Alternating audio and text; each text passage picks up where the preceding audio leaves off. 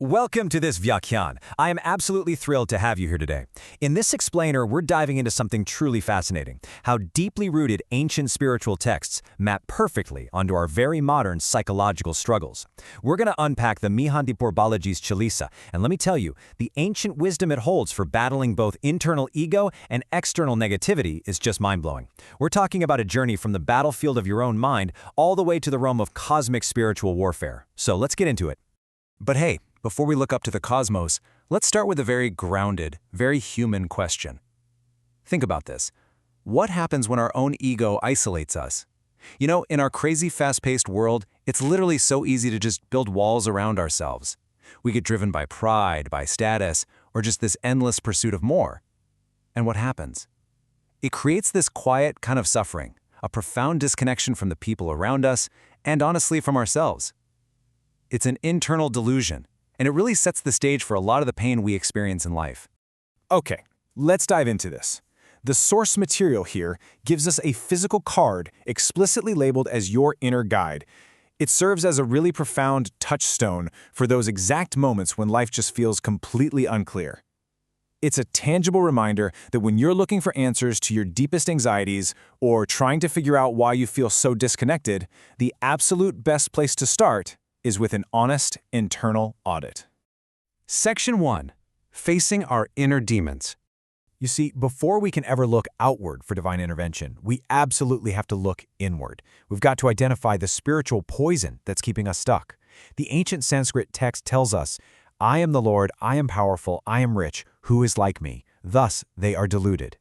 Now think about that in our modern context. Thinking you're better than others simply because of your bank account or your job title, that is the exact same delusion. It isolates you, and honestly, it creates paranoia. It is just incredible how a sentiment written so long ago perfectly diagnoses our modern obsession with status, isn't it? And the texts actually give a specific name to this spiritual poison. They call it matsarya, or envy. It's linked to the limmer-green chakra, and it represents this deep, gnawing state of discontent. It's that mindset where nothing is ever quite good enough, right? But here's the beautiful part. The text teaches that true peace, the absolute antidote to all this envy, means remaining equal and balanced, whether you're riding high on a success or going through a really tough failure. Section 2. The Mihandipur Balaji Avatar. So, if ego and envy are the internal diseases, here is the profound external cure. We're pivoting now from the internal problem of the ego to a seriously powerful spiritual solution. Enter Mihandipur Balaji. This is a highly specific, incredibly powerful manifestation of Lord Hanuman. The name Balaji refers to the Balarup, or the child form of Hanuman. Universally, he's revered as Sankat Haran, literally the ultimate remover of crises. And this specific avatar is believed to have manifested in Mihandipur for one precise reason: to rescue believers from the most intense, unyielding suffering and pull his devotees right out of the darkness. The Chalisa actually establishes this immense power right from the jump. The opening couplet, or doha, powerfully declares, "Wisha Widit Waradani Sankat Haran Hanuman, Mihandipur Prakat Bhaye Balaji Hanuman." This translates to the worldwide recognition of Lord Hanuman as the ultimate boon giver and crisis remover who manifested in Mihandipur as Balaji. It's an absolutely stunning invocation that sets the stage for everything that follows. Section 3. Conquering negative energies.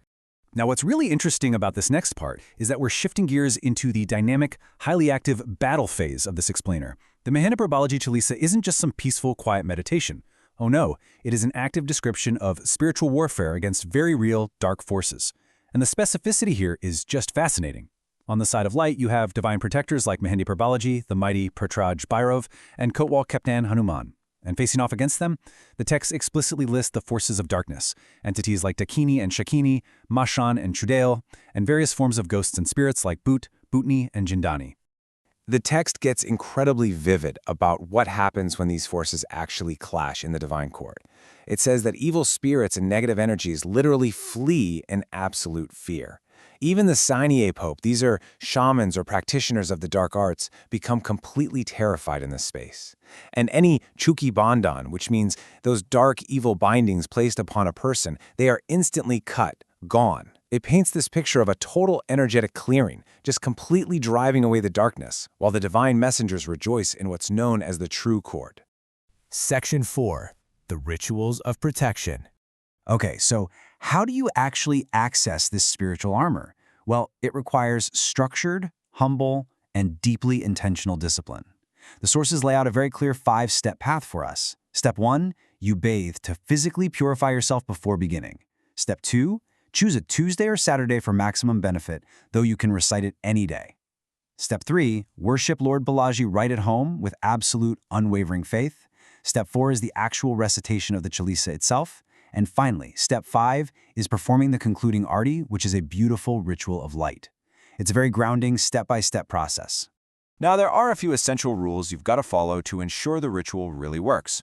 Timing matters. The best times are specifically the morning or evening. And you can't just chant it any random number of times. The prescribed counts are exactly 1, 5, 7, 9, 21, or 108 times.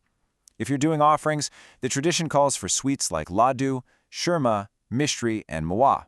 Crucially, though, the text points out that if someone is dealing with a really severe affliction of negative energy or black magic, an actual physical pilgrimage directly to the Mehandapur Balaji Dham is necessary for full relief. Section 5. Humility as the cure. So, we've explored the grand cosmic battles and the rituals, but here's the thing. Ultimately, these external acts of devotion are designed to cure that internal disease of the ego we talked about right at the start. The texts promise immense physical, mental, and spiritual benefits to anyone who practices this with a pure, unselfish heart. The fruits of this true devotion, they include complete protection from black magic. Taking the pure ritual water brings this immense inner joy and cleansing. It removes even the most cruel, difficult crises from your life.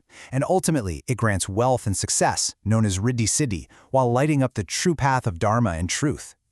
The real heart of this is captured perfectly in this incredibly powerful verse from the Chalisa. Jo jan Balaji me ate, janma jam ke pap nashate, which translates to, those who come to Balaji, the sins of their past lives are destroyed. I mean, wow, that is the ultimate spiritual payoff. It shows how pure, humble devotion doesn't just put a band-aid on today's problems, it entirely wipes the karmic slate clean. And that leaves us with a final thought, directly inspired by the mindfulness practice from our very first source card. You know, spiritual warfare isn't just fought with cosmic weapons. It's fought in the quiet, mundane moments of our daily lives. So I'm going to leave you with this challenge. Will you conquer your ego by doing a humble task anonymously today?